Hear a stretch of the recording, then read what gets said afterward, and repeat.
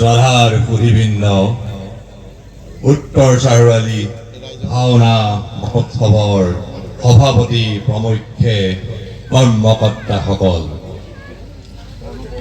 আজি আপোনালোকে পৰিৱেশন কৰিবলৈ বিচৰা কৰ্ণপৰ্ব নাটভাগ অতি সুন্দৰ শংকৰোত্তৰ এভাগ নাট।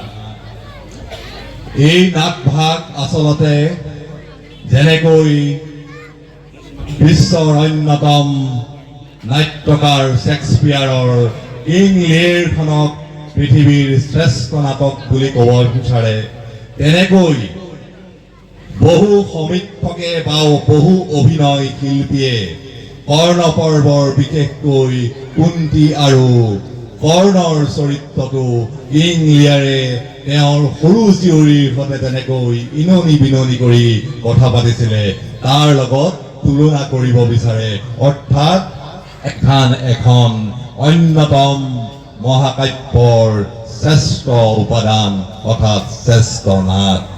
আজি এই নাটভাগেই উপভোগ কৰিবলৈ আহিছোঁ। ইয়াৰ লগতে আপোনালোকে আমাৰ প্ৰতি জনোৱা মৰম চেনেহৰ কাৰণে চাৰিআলিবাসী ৰাইজক আমাৰ ফালৰ পৰা ভক্তি ভৰা সেৱা যাচিছোঁ। আপোনালোকৰ এই মৰমেই আমাৰ শক্তি, আমাৰ আশীৰ্বাদ আৰু প্ৰেৰণা। এই প্ৰেৰণাৰেই আমি নতুন নতুন কাম কৰিবলৈ, গুৰুজনাৰ বিষয়ে নতুন চিন্তাৰ উন্মেষ ঘটাবলৈ আমি মনৰ শক্তি পাওঁ, আৰু এই শক্তি একমাত্ৰ আপোনালোকৰ চৰণৰ ধূলি আৰু আপোনালোকৰ আশীৰ্বাদেই বুলি আমি ভাবোঁ। ভাওনা অসমৰ যোগসূত্ৰকাৰী এক অনুষ্ঠান। এই অনুষ্ঠান এটা জাতিৰ মাজত, এটা সম্প্ৰদায়ৰ মাজত কেতিয়াও নহয়।